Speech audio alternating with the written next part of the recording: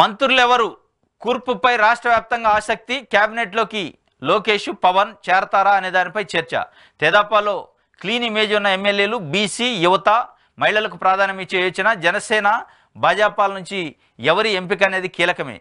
తెదాపా అవకాశాన్ని ప్రభావితం చేయనున్న మిత్రపక్షాల కూర్పు.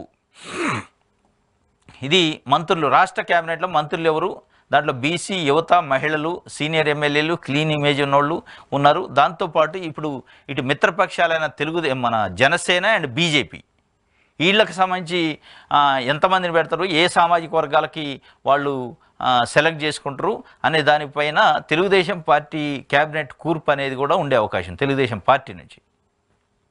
ఇది కొన్ని పేర్లు కూడా ఇచ్చారు. ఆ పేర్లో పవన్ కళ్యాణ్ మంత్రివర్గంలో చేరతారా, జనసేన అధ్యక్షుడు పవన్ కళ్యాణ్ మంత్రివర్గంలో చేరతారా, తన పార్టీ శాసనసభ్యులకి అవకాశం ఇచ్చి ఇతర బాధ్యతలు తీసుకుంటారా అన్న దానిపై ఇంకా పార్టీ పరంగా స్పష్టత రాలేదు. మంత్రివర్గంలో చేరేటట్లయితే ఆయన స్థాయికి తగినట్లు ఉప ముఖ్యమంత్రి కీలక శాఖలు తీసుకునే అవకాశం ఉంది. జనసేన తరపున ఎస్సీ, ఎస్టీ, బీసీలతో పాటు అగ్రవర్ణాల నుంచి ఎమ్మెల్యేలు గెలుపొందినందున ఒక్కో వర్గం నుంచి ఒక్కొక్కరు చొప్పున గరిష్టంగా నలుగురికి ప్రాతినిధ్యం లభించే వీలుందన్న చర్చ నడుస్తుంది. సీనియర్ ఎమ్మెల్యే నాదెళ్ల మనోహర్ పేరు తప్పక ఉంటుందని భావిస్తున్నారు. బీసీల నుంచి కొనతాల రామకృష్ణ పేరు పరిశీలనకు రావచ్చు. మిగిలిన వాటికి కాపు, బీసీ, ఎస్సీ, ఎస్టీ వర్గాల నుంచి పేర్లు పరిశీలించే వీలుంది. 2014లో భాజపా నుంచి నలుగురు ఎమ్మెల్యేలు గెలిస్తే ఇద్దరికి మంత్రివర్గంలో అవకాశం ఇచ్చారు. ఈసారి కమలం పార్టీ నుంచి 8 మంది గెలిచినా గరిష్టంగా ఇద్దరికే చోటు లభించవచ్చు. వీటికి సీనియర్ నేతలు సుజనా చౌదరి, కామినేని శ్రీనివాస్, సత్యకుమార్, పారసారథుల పేర్లు పరిశీలన ఉండొచ్చు.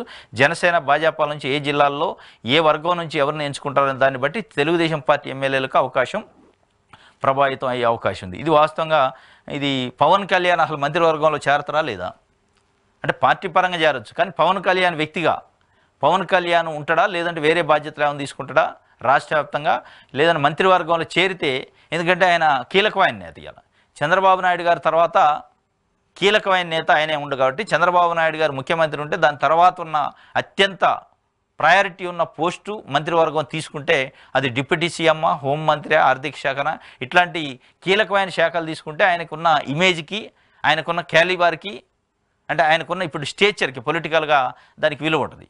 అట్లా కాకుండా మామూలు ఏదో మంత్రి పదవి తీసుకుంటే ఆయన స్థాయి తగ్గే అవకాశం ఉంది. అసలు చేరతారా మంత్రివర్గంలో? చేరితే ఆ స్థాయి పోస్ట్ చంద్రబాబు నాయుడు గారు ఇచ్చే అవకాశం ఉందా?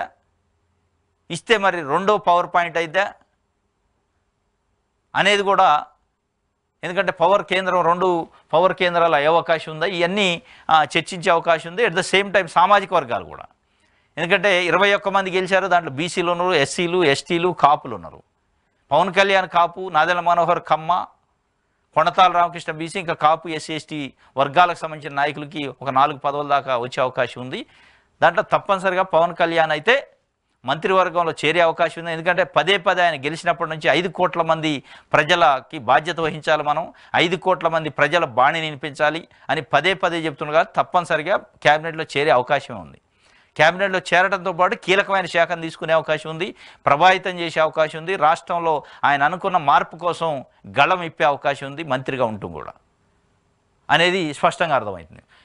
ఇప్పుడు జనసేన, బీజేపీ తీసుకునే ఏ జిల్లాలో మంత్రి పదవులు తీసుకుంటారు, ఏ జిల్లాలోని ఎమ్మెల్యేలకి మంత్రి పదవులకి సిఫార్సు చేస్తారు, ఏ వర్గాలకు సిఫార్సు చేస్తారు అనే దానిపైన తెలుగుదేశం పార్టీ నాయకులకు మంత్రి పదవులు వచ్చే దగ్గర ప్రభావితం అయ్యే అవకాశం ఉంది. అంటే జనసేన తీసుకున్న సామాజిక వర్గం, జనసేన తీసుకున్న జిల్లాలలో మళ్ళీ తెలుగుదేశం పార్టీకి ఇచ్చే అవకాశం ఉందా లేదా కొంత డౌటే ఉంటుంది. కాబట్టి ఆ ప్రభావం జనసేన, బీజేపీ నాయకులకు సంబంధించి మంత్రి పదవులు ఎవరికి వస్తో ఆ ప్రభావం తప్పనిసరిగా తెలుగుదేశం పార్టీ నాయకులకు వచ్చే అవకాశాలపైన కూడా ఉండే అవకాశం ఉంది.